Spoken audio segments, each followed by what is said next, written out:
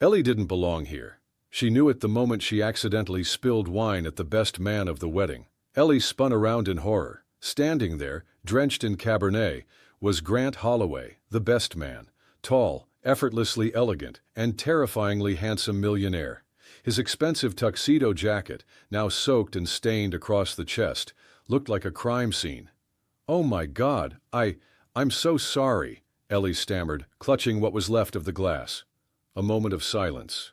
Then, Grant blinked, looked down at himself and smiled.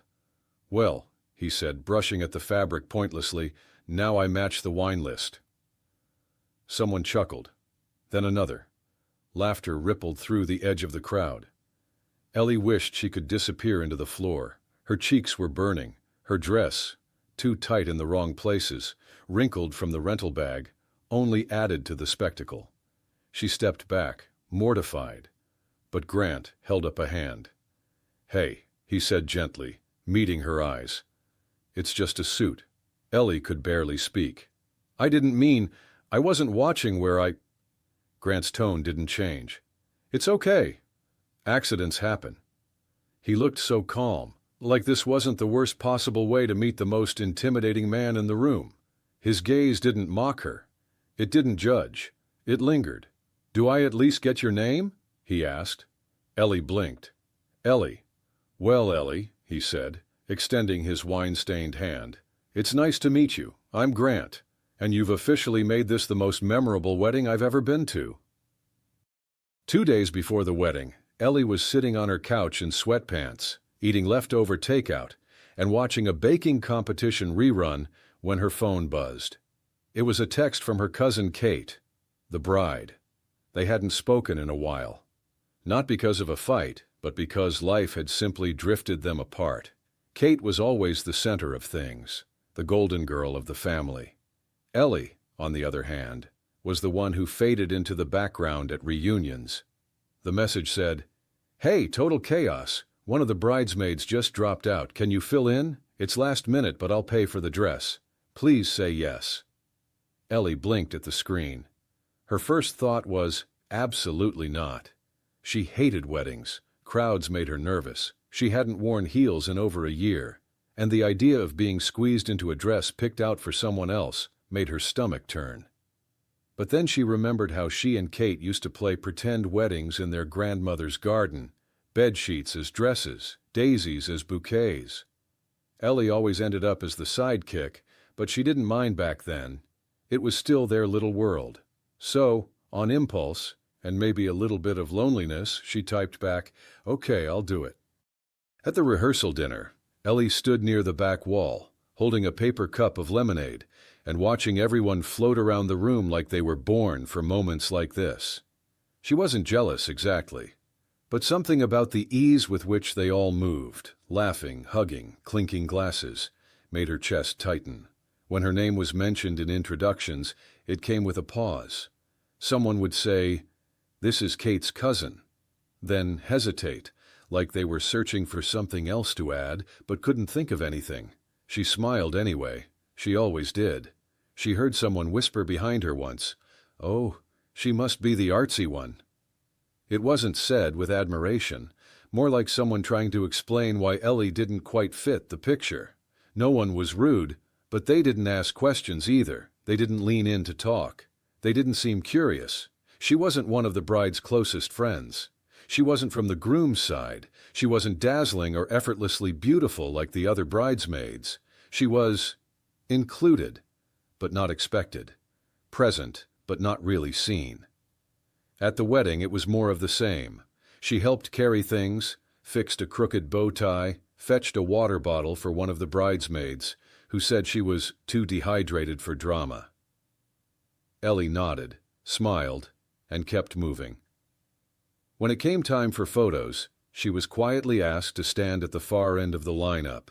It didn't sting as much as it should have. She was used to it, and yet even through all that, she kept showing up, because that's who Ellie was. She showed up, not for the spotlight, not for attention, just because someone asked, and she cared enough to say yes.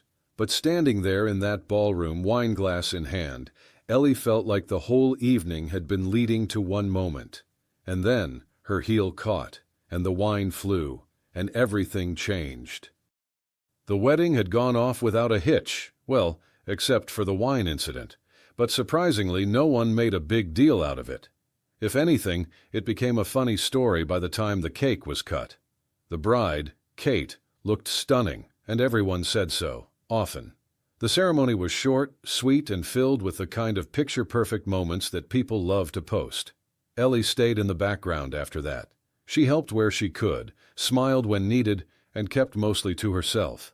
Later that night, the post-wedding dinner was held at a long candlelit table on the back patio of the venue.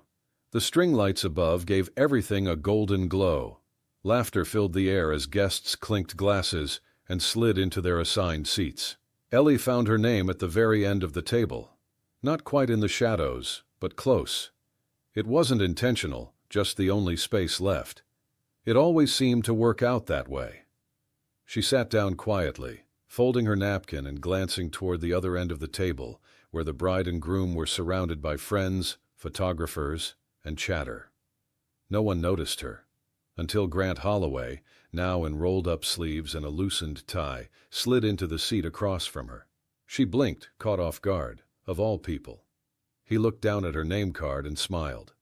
"Ellie," he said, "looks like I found the best seat in the house." She let out a soft, awkward laugh. "I think this is actually the ghost seat." Grant raised an eyebrow. "Ghost seat?" "You know," she said, shrugging. "The one where you're technically invited but still somehow off camera." He leaned back slightly, considering that. "Sounds kind of lonely."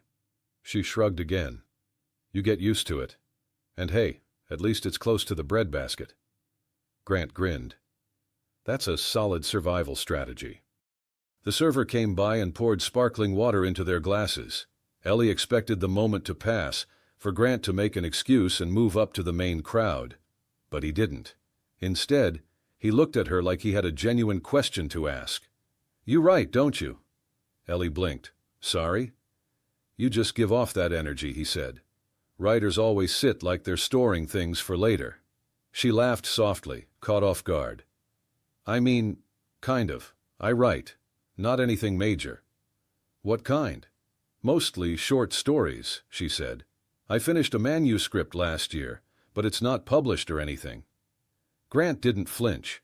He didn't offer a dismissive nod like most people. He just said, "That's not nothing." It wasn't the words themselves, it was the way he said them, like they mattered, like she mattered. The other end of the table erupted in laughter again. Ellie turned her head toward the noise but quickly looked back. For the first time that day, she wasn't worried about not being included. Grant leaned in slightly. "You know, every wedding has one of these seats." She tilted her head. "The ghost seat?" He nodded. "Yeah, but not every wedding has someone interesting sitting in it." Ellie blinked. Before she could think of something to say, the first course was set down in front of them. Grant thanked the waiter, then picked up his fork without another word. She looked down at her plate, then back across the table at him. Maybe tonight wasn't about disappearing after all. Maybe, just maybe, someone saw her. The dinner had thinned out. The table was quieter now, candles burning lower, a few empty wine glasses and crumb-filled dessert plates left behind like soft echoes of celebration. Ellie slipped away from the crowd and wandered toward the back garden, a paper plate in one hand with a half-eaten slice of wedding cake. She didn't know why she kept nibbling at it. It wasn't even that good, but it gave her something to do, something to hold, while the weight of the night slowly settled around her. She found a stone bench near the edge of the garden, where the music was just a murmur and the night air felt cooler against her skin. She sighed and sat down, kicked off her heels, and let the grass touch her toes. "Thought I'd find you here," came a voice behind her. She turned. Grant was walking toward her, holding his own plate with what looked like the same leftover cake. His sleeves were rolled up even higher now, hair a little messier, eyes tired but kind. "I figured you'd be back at the party," Ellie said. Grant shrugged as he sat beside her, not too close. "They ran out of decent conversation. I came looking for better company." She gave a small laugh, not sure how to respond. They sat in silence for a bit, just chewing. The wind rustled the hedges behind them.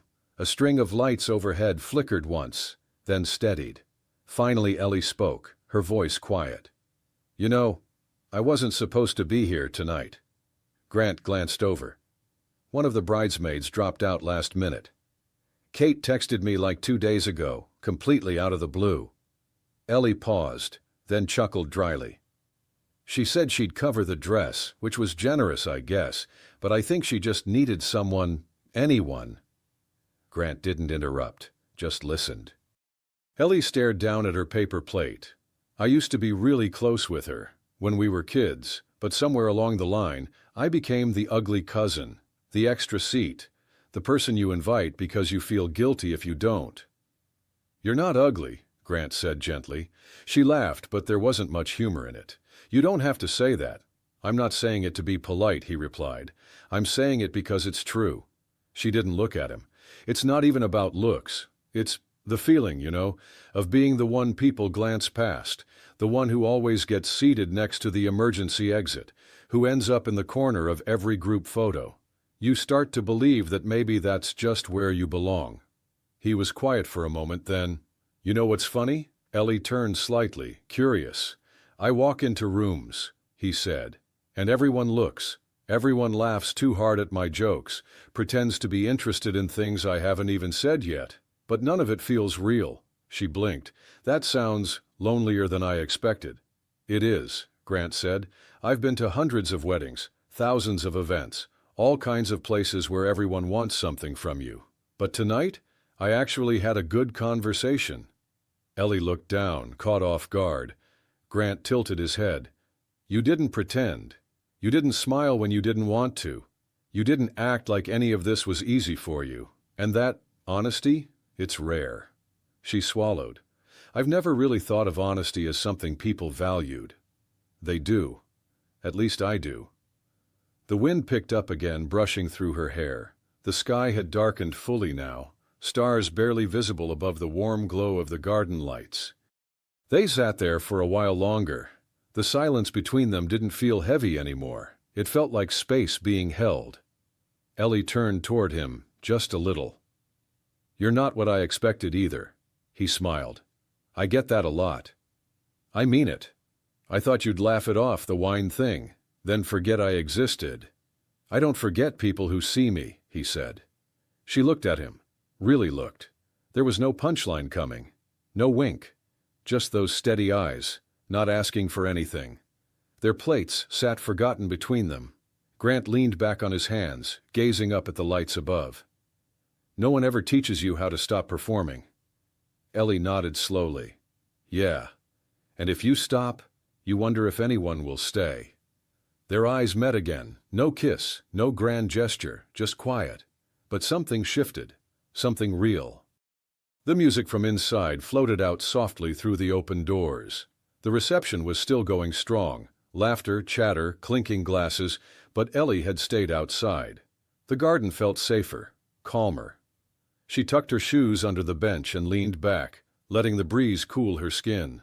The worst of the night was over, and part of her felt proud for having made it through without completely falling apart. She'd spilled wine on the best man, sat alone at dinner, talked about her deepest insecurities with someone she barely knew. It should have felt like too much. Instead, it felt lighter. A shadow stretched across the grass. She turned and saw Grant walking toward her again, this time without a plate or drink in hand, just a quiet look in his eyes. "Hey," he said. "Still hiding?" Ellie gave a small smile, more like recovering.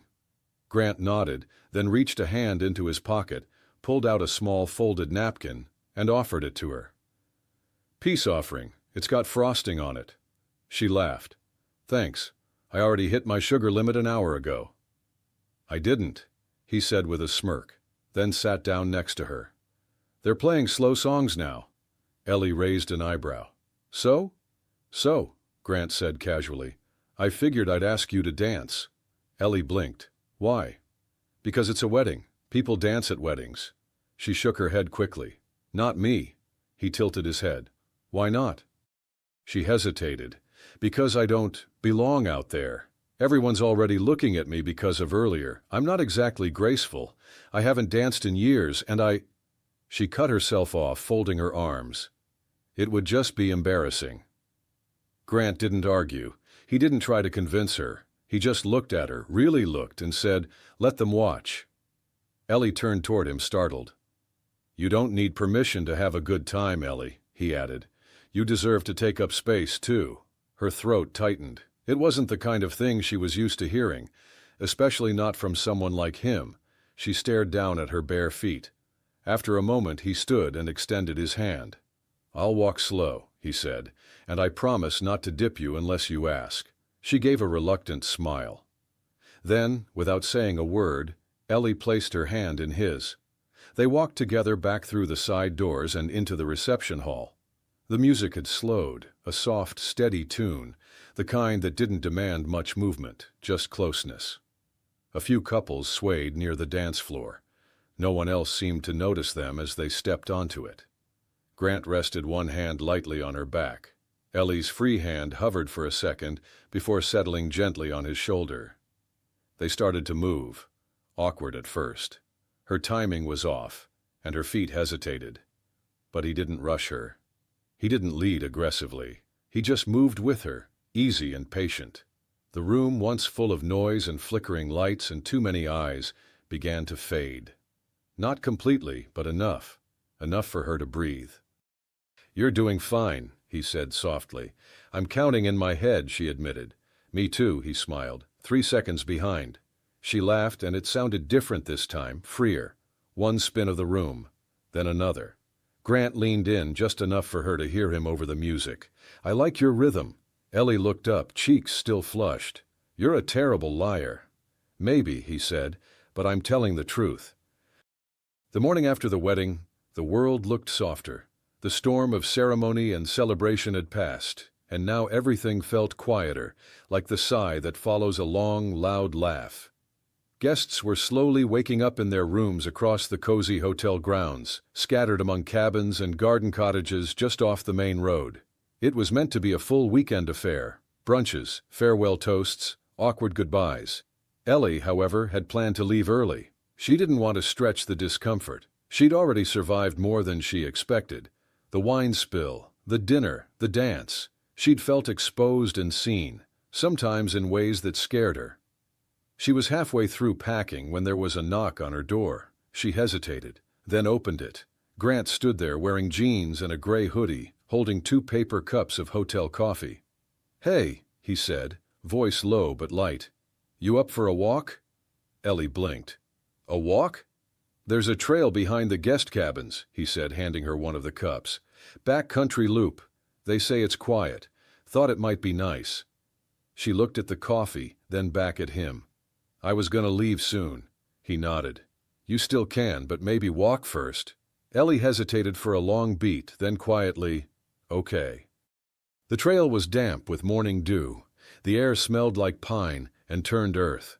They walked in silence for the first few minutes, sipping coffee and listening to the birds in the trees. Grant didn't rush. He kept a respectful distance beside her, letting her set the pace.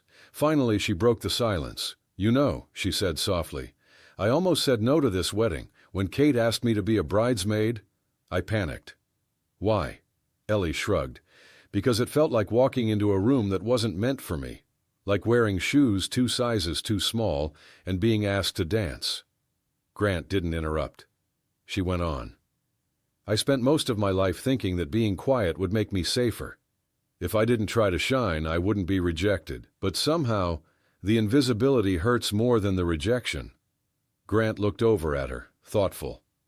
"I know what that's like," he said. Ellie raised an eyebrow. "You?" He smiled faintly.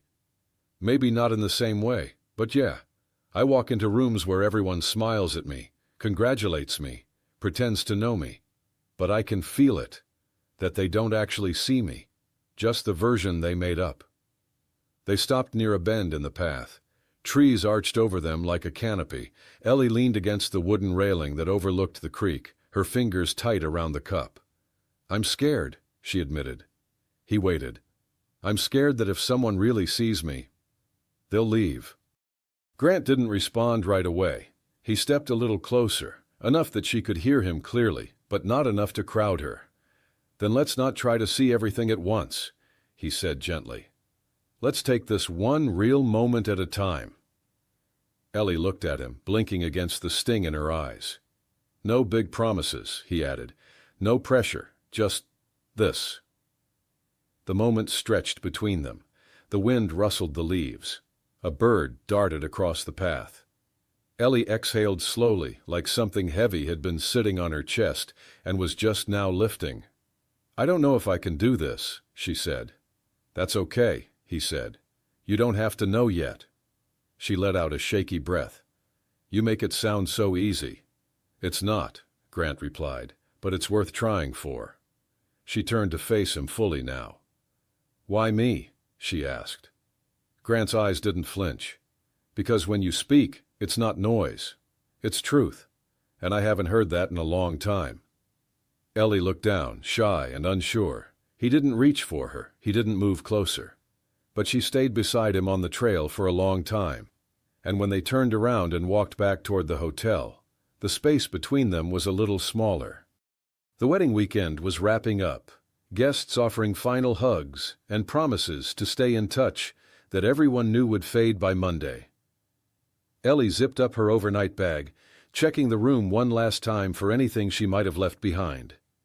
Her dress from the night before hung on the closet door, the hem still slightly wrinkled. The heels she'd kicked off after the dance sat near the mini-fridge like little reminders that she'd made it through. She wasn't sure how to feel. Proud, maybe? Exhausted, definitely, but mostly exposed. Like something had shifted inside her and now she was walking out into the world without her usual armor. As she stepped out of her room, pulling her bag behind her, she saw Grant standing near the parking lot.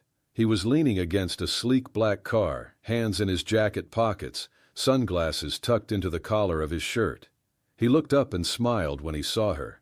Ellie offered a shy wave. Hey, he said back. All packed. Just about. They stood in silence for a moment, the kind that could have meant goodbye, but didn't quite land that way. Grant stepped forward, holding something in his hand. I wanted to give you something before you go, he said. Ellie hesitated, then nodded.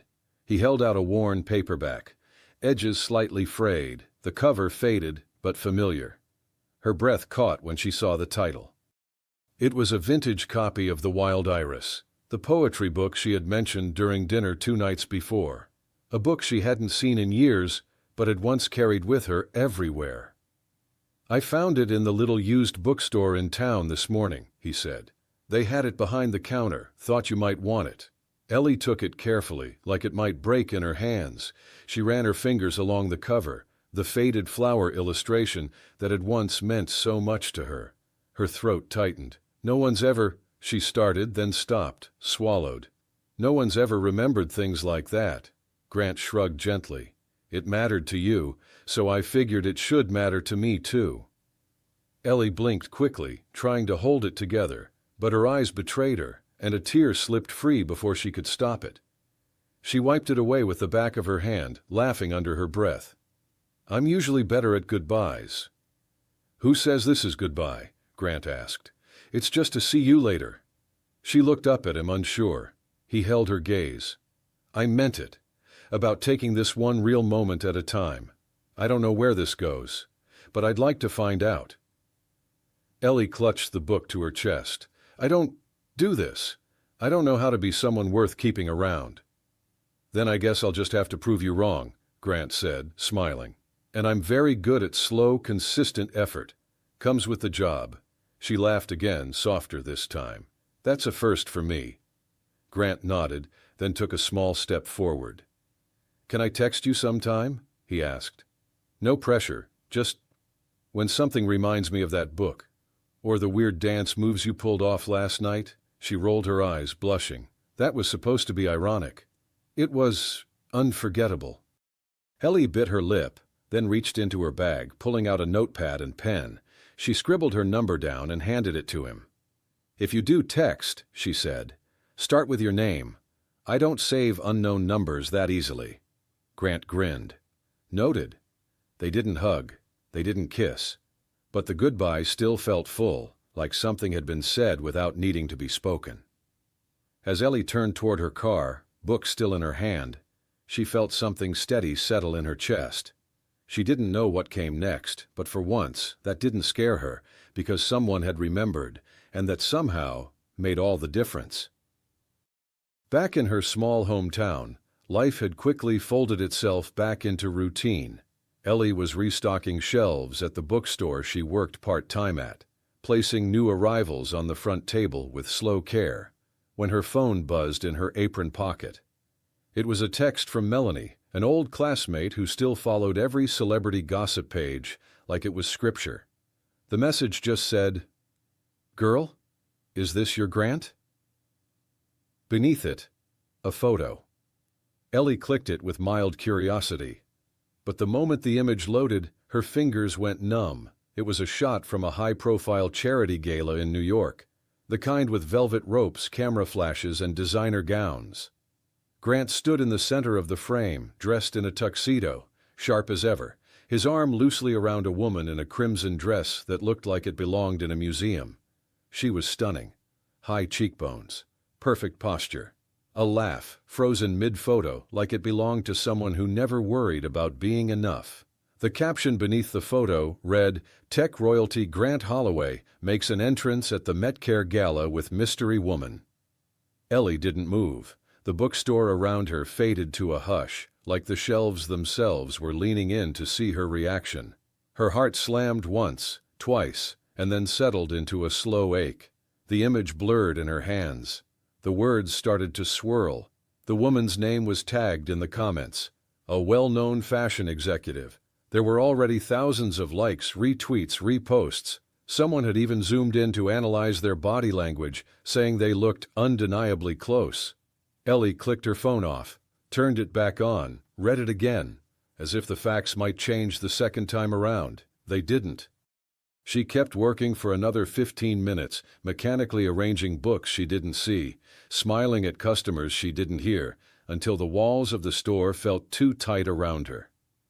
At her break, she stepped outside, leaned against the brick wall behind the building, and let the cold air sting her skin. Of course, this was always going to happen. She thought of the way he'd looked at her that last morning, of the vintage book, of his hand steady around hers, of the way he'd promised to text, to take it slow, to make space. And suddenly, all of it felt like a very elaborate, very polite lie.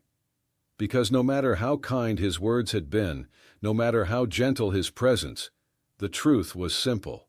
People like him didn't end up with people like her. She wasn't being dramatic. She was being honest. Ellie wasn't sleek or glossy or the kind of woman who turned heads at a charity gala. She didn't know how to glide into a room with charm and strategy. She was the girl who spilled wine, who fumbled through small talk, who borrowed dresses and never knew which fork to use. She had let herself forget that for a moment. Let herself believe that maybe, just maybe, someone like Grant could actually see someone like her and not want to look away. And now she felt stupid. More than that, she felt exposed, like a fool who had dared to hope in full view of the world. Later that night, curled up on her couch with a blanket pulled up to her chin, Ellie scrolled through the comments beneath the photo. She shouldn't have. But pain has a way of calling out to confirmation, begging it to echo. Now that's a power couple. Ugh, they're perfection. Glad to see he's back with someone on his level. That one stung most, on his level. Ellie didn't cry right away. It was more of a slow collapse, a sinking inward, like her body was folding in to protect the small, fragile hope that had dared to grow over the past few days. She thought about texting him. She even typed something, half a joke, half a test. Didn't know you had red carpet obligations. But she didn't send it, because what if he didn't reply? Worse, what if he did, and it wasn't what she wanted to hear? What if she was just a placeholder after all?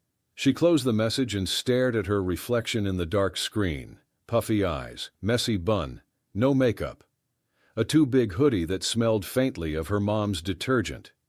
She looked exactly like who she had always been, the invisible cousin, the extra seat at the table, the background character in someone else's spotlight.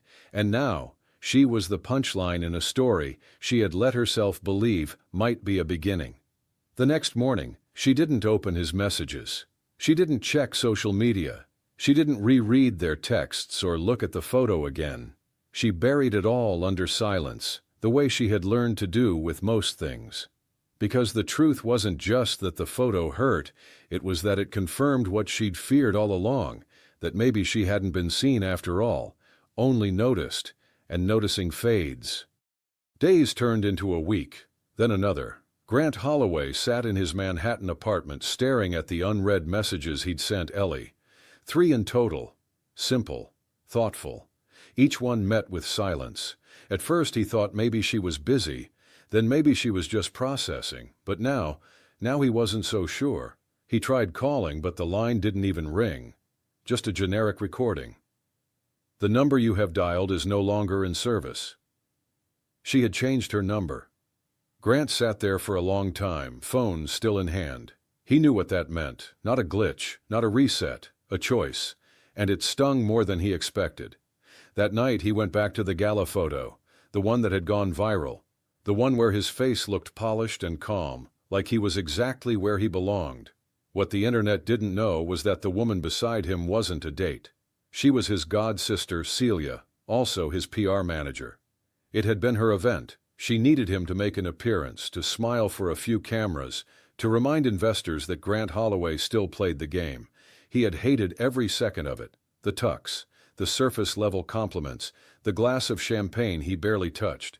But he did it, out of loyalty, out of obligation, because that's what you do when someone you love needs you, even if it costs you something personal. When the photo dropped online, he didn't even think about how it would look. He didn't think about Ellie seeing it. He didn't think about how easily it might confirm every fear she'd probably been carrying since the day they met. And now, he couldn't undo it. He stood and paced the room. A part of him wanted to let it go, to say he'd tried and move on. But Ellie wasn't like anyone else. She didn't just walk into his life. She changed the air around him, the way she spoke, the way she listened, the way she never tried to impress him, just made him feel real. And he had let that slip through his fingers, until now. Because maybe she was done. Maybe she had moved on. Maybe she had buried this thing they almost had. But maybe she hadn't. Maybe she was just hoping someone would make the next move and prove she was worth it. Grant grabbed his jacket. If he was wrong, he'd survive. But if he was right, he wasn't going to let the best thing that ever happened to him end in silence. Not without one final effort. 3 days had passed since the photo. Ellie had gone back to work, back to the rhythm of shelving books, ringing up customers and folding herself back into the background. The bookstore was quiet that afternoon, a soft rain tapping at the windows when the bell over the door chimed. She looked up and froze. Grant Holloway stood in the doorway. No tuxedo, no camera-ready smirk. Just jeans, a soft sweater, and a hesitant look in his eyes. He looked tired, not in the way someone looked after a long flight, but in the way someone looked after holding their breath for days. "Hi," he said softly. Ellie said nothing. "I didn't know how else to reach you," he continued, stepping closer. "You changed your number." She gripped the counter, her heart was already doing backflips. "I didn't invite the press," Grant said, his voice steady. "The woman in the photo, she's my god-sister, also my PR rep. I didn't want to be at that gala, I was just showing face, that's all." Ellie didn't look convinced. She didn't look anything, just still, guarded. "I know how it looked," he added, "and I know how it must have felt. You had every reason to believe the worst, but I promise you, I haven't stopped thinking about you, not once." Ellie blinked hard. Grant reached into his coat pocket and pulled out a plain brown envelope. "I wanted to give you this." She hesitated, then took it. Inside was a copy of a grant proposal, the Johnson Literacy Fund. "I spoke to your old high school," he explained. "They've been trying to start a reading program for underfunded kids. I'm funding it, in your name, because you're the one who reminded me why stories matter." Ellie looked down at the paper, then back up at him. "You didn't have to do this," she said, voice barely above a whisper. "I know," he replied, "but I wanted to, because you matter. And now everyone else you see it too." Ellie shook her head slowly. "I don't know if that's enough." Grant didn't flinch. "I get it." "I'm still unsure," she said after a long pause. "Not just about you, but about me. About trusting this. Trusting what I felt." He nodded gently. "Then be unsure. I can live with that." Ellie looked at him, surprised. "I'm not here to push," Grant said. "I just want to be around, to show up. And if you ever feel ready, I'll be here. Until then, I'll keep showing up. I'll keep trying." For a moment, Ellie didn't speak. Then, softly, she said, "Why?" Grant met her gaze. "Because I meant it when I said I see you. And I'm not walking away just yet." Grant had been doing better. At least he thought he had. He'd respected her space. He hadn't bombarded her with messages. Every time he opened their last thread, the one with her unread reply still sitting there like a held breath, he reminded himself that she just needed time, that Ellie was someone who moved slowly, gently, and for all the right reasons. Then he saw the blog post. The still space, her quiet, half-forgotten blog, had updated. He found it by accident. A cached tab from days ago, and there it was, new title, new words. He clicked before thinking, before bracing himself. The poem was simple, beautiful, brutal. It spoke of letting go, of realizing that some people never belonged in your world, no matter how brightly they smiled or how softly they touched your skin. It was about feeling like a side character in someone else's story, and finally choosing to stop hoping for a scene you were never written into. It didn't name him, but it didn't have to. To Grant it was unmistakable. This had to be about him. He stood from his desk, heart hammering. The quiet of his apartment suddenly felt deafening. He paced, pulled up the blog again, reread the poem. Every line now felt like confirmation, like rejection, dressed in verse. And the worst part? It sounded like she'd made peace with it. No goodbye, no message. Just a poem for strangers that said everything she hadn't said to his face. Grant felt something crumble in his chest. Not the kind of pain that makes you want to yell, but the kind that makes you feel stupid for hoping, embarrassed for waiting, humiliated for believing that maybe, just maybe, this had meant something more. That evening, he didn't eat dinner. He didn't reply to his team's emails. He just sat in the corner of the room with the lights off, holding a mug she once said was too ugly to throw away, the underdog of ceramics, she'd called it, and stared out at the city he had once loved. He should have known better. Girls like Ellie didn't stick around for people like him. Not for long. But something wasn't sitting right. Later that night, long after he should have gone to bed, he reopened the blog. He clicked through the post's metadata, the way he'd done 100 times before when working on old site audits in the early days of his tech career. And then he saw it. The post had gone live that morning. But it had been scheduled over 2 months ago, weeks before the wedding, weeks before they even met. The timestamp stared at him from the bottom of the page. Drafted 72 days ago. It hit him like a brick to the ribs. This wasn't about him. It had nothing to do with him. Ellie hadn't written this poem as some passive-aggressive closure. She'd written it before he'd ever spilled wine on his tuxedo, before the dance, before the walk, before the book, before the slow, unspoken unraveling of the walls between them. This poem was about someone else, about the man who came before him, about the kind of pain that makes you schedule heartbreak into the future, because even back then, she hadn't believed she'd ever be fully chosen. And now Grant had let those old ghosts crawl between them. He had doubted her. Worse, he had almost walked away without even asking. His breath caught. This wasn't just a misunderstanding. This was a mirror. Because he had just repeated the thing she feared most. He saw something that scared him, and he flinched. He sat down, chest heavy, the poem still glowing on the screen. Ellie hadn't rejected him. She had simply forgotten to unschedule the version of herself that never believed she'd be seen. And now it was up to him to show her that he saw everything. and he wasn't going anywhere. So the next morning, he walked into the small independent bookstore where she worked. It was quiet, sun filtering through the old windows, and the faint scent of paper and coffee clung to the air. Ellie looked up from behind the counter, startled. Her body stiffened slightly, like she wasn't sure if she should brace for pain or kindness. Grant stepped forward, slowly, cautiously, like he was afraid any wrong movement would send her retreating behind her emotional walls again. "I know I should have called," he said, voice low, "but I didn't want to give you the option to avoid me. Not this time." She didn't respond, but she didn't walk away either. "I read the post," he said. "I thought it meant you'd moved on. I thought you were saying goodbye." Ellie sighed. "I didn't even remember it was scheduled. I wrote it months ago, about someone else." Grant nodded, swallowing hard. "I figured that out, eventually. But those words still gutted me. Because the person you were writing about, I never want to be him. I don't want to be someone you need to get over. I want to be the one who stays." Her eyes flickered, and for the first time in days they softened. But the hesitation was still there. "Grant," she began, unsure. "I'm not asking for certainty," he said quickly. "I'm asking for your trust, just a little of it. Even if the past taught you that people don't stay, even if you've been told in 1,000 ways that you're not worth showing up for. I see you, Ellie, and I'm not going anywhere."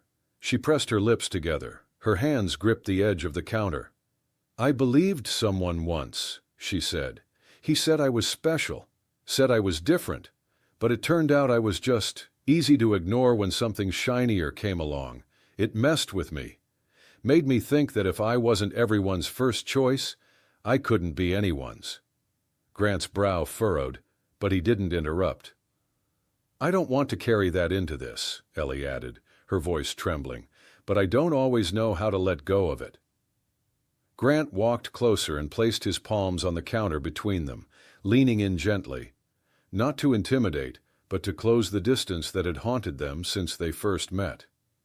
"You don't have to be ready all at once," he said, "but you deserve to be loved like you matter, without apology, without question. And I'm standing here, asking you to let me do that." For a long moment Ellie didn't move. Her breath shook slightly, but her shoulders relaxed. "Okay," she whispered. "Just don't expect me to be perfect." "I don't want perfect," he said. "I just want real." Ellie looked at him fully now, really looked. And something shifted. Not a grand fireworks display, not a fairy tale ending, just a small, sure step towards something she didn't believe she'd ever have. A love that saw her without flinching. And in that quiet bookstore, surrounded by forgotten stories and second-hand books, a new chapter began. The first week in the city was strange and beautiful. Ellie's suitcase barely filled one corner of Grant's walk-in closet, but to her, it felt like moving into a whole different life. The polished floors, the tall windows, the view of the skyline blinking softly at night. It all seemed like something from a movie, but Grant didn't treat it that way. He treated it like a place to live, a place they could live in together. He'd cleared a drawer in the bathroom for her things without asking, bought her the almond milk she preferred without mentioning it, set up a reading light on her side of the bed. He even brought home a mug with tiny foxes on it because he'd remembered she once said foxes were the only animal that seems appropriately tired. Ellie, for the first time in years, was waking up in the morning without dread in her chest. They had slow breakfast together, often barefoot in the kitchen, half laughing through sleepy conversation. Grant made terrible omelets. Ellie fixed them. Sometimes they just sat on the couch in silence, him reading business emails, her scribbling poem drafts into her old notebook. And it felt like the kind of silence that only people who trust each other can share. She started keeping her hair down again. She walked down the street like she had the right to exist. But even as she unpacked her things, folded laundry into drawers, and grew used to the sound of his laugh echoing through the hall, there was still a small part of her she hadn't unpacked. The part that had learned to brace for the drop. The part that knew good things don't usually last, not for girls like her. The dinner invitation came on a Tuesday. Just a small gathering, Grant had said. An investor mixer/reunion dinner with people from one of his early startup phases. Not a black tie thing, he'd promised. Just some wine, some stories, and some shoulder rubbing. Ellie was hesitant. "Are you sure you want me there?" He kissed her temple. "Ellie, there's nowhere else I'd want you." She chose a dark navy dress, something simple that still made her feel like herself. Grant said she looked amazing, and she tried to believe it. Her nerves quieted the moment he took her hand in the car. The venue was a rooftop restaurant with floor-to-ceiling glass walls and a skyline view that stole her breath. Waiters circled with champagne. There were half a dozen conversations floating in the air about funding rounds, IPOs, rising valuations. Ellie stayed close to Grant's side, smiling when people nodded at her, nodding back when someone said hello. He made sure to introduce her. He didn't minimize her. But still, Ellie couldn't help but feel like she was trailing behind the conversations, not quite able to jump in. That's when Claire walked in, tall, confident, effortlessly magnetic. Her lipstick was perfect, her heels were sharp, and her eyes, trained on Grant like she knew him better than he knew himself. She breezed over and pulled him into a long hug, saying his name like it was a punchline to an inside joke. "Still allergic to phone calls?" she teased, straightening his collar. "I swear, you live in your inbox." Ellie stood a step behind, suddenly feeling like someone's assistant. Grant introduced her. "Claire, this is Ellie." Claire turned, offered a smile so thin it barely touched her eyes, and said, "Ah, the Ellie. Grant's been very quiet about you." The words hit Ellie like a paper cut, small, easy to miss, but deep enough to sting. She tried to smile, said something polite, but Claire had already turned back to Grant, looping her arm around his and laughing about some trip to Geneva and how he still owed her a drink from Barcelona. Ellie spent the rest of the night floating outside conversations. She stood by the bar while Grant and Claire reminisced about conference circuits and shared clients. When Grant did glance back at her, his eyes were kind, but she couldn't help wondering if he was just checking that she hadn't disappeared. And when Claire leaned in and whispered something into his ear, something that made him laugh and shake his head, Ellie felt a weight settle in her stomach that hadn't been there in weeks. The apartment was quiet when they got home. Grant went to the kitchen to pour water. Ellie stayed near the door, her coat still on, her hands clutched around her purse like it might protect her from saying the thing she knew she shouldn't say, but it slipped out anyway. "She seems close to you." Grant turned. "Claire? Yeah, she is." There was no guilt in his voice, just honesty. Ellie nodded, keeping her face still. "She looked at me like I was the seat filler, like you brought me to be polite." Grant set the glass down. "That's not true. She called me the Ellie, like I was some inside joke." He walked toward her. "Ellie, she's not trying to compete with you, that's just Claire. She hugged you for like an hour." Grant half laughed. 2 seconds. "Still." He stopped. His voice softened. "Are you jealous?" Ellie hated the word. It sounded petty, weak, but she didn't deny it. "I just didn't feel like I belonged," she said finally. His shoulders dropped. "Ellie, you do." "Do I?" Her voice cracked. Grant moved toward her, but she took a step back. "That dinner," she said, "reminded me of every time I was the weird girl no one picked for anything but pity. I know how I look. I know what people see when they glance past me." "Ellie, you're not giving yourself enough credit," she snapped. "No, I'm just seeing clearly. People like Claire, they don't have to fight to be in the room. I fight just to feel like I deserve to stand next to you." Grant's voice lowered. "I thought we were past this. Maybe I'm not." There was a silence between them. Grant's jaw clenched. "I've done everything I can to make you feel like this is your home, that I want you in it. But I can't make you believe in your own worth, Ellie. That has to come from you." Ellie's eyes watered. He grabbed his bag from the hallway. "I leave for Chicago in the morning. I'll be gone 2 days." "Grant," she started. "I'm not angry," he said gently, "but I'm tired of watching you argue with ghosts I didn't put in the room." And with that, he walked out. Ellie stood in the stillness of the apartment. For the first time, she wondered, not if he'd come back, but if she'd be strong enough to meet him there when he did. Grant stepped off the plane. the weight of the past week hanging on his shoulders like a second carry-on. Chicago had been all business, board meetings, investor dinners, media appearances, everything back to back. But none of it stayed with him. Not really, because his mind was always somewhere else, on her, on Ellie. The terminal was quiet at this hour. He pulled his duffel higher on his shoulder and made his way toward baggage claim, where a few passengers scattered in soft silence. And that's when he saw her, Ellie. She stood near the exit doors wearing that worn green jacket, her hair tucked behind her ears, clutching something close to her chest. A book. Grant froze for half a second, caught off guard. She was the last person he expected to see, but also, somehow, exactly who he'd been hoping for. She smiled. Just a little. "I figured if you were brave enough to show up for me," she said softly, "I could do the same." He dropped his bag and crossed the space between them in seconds. "I didn't know if I'd hear from you again," he admitted. Ellie looked up at him steady.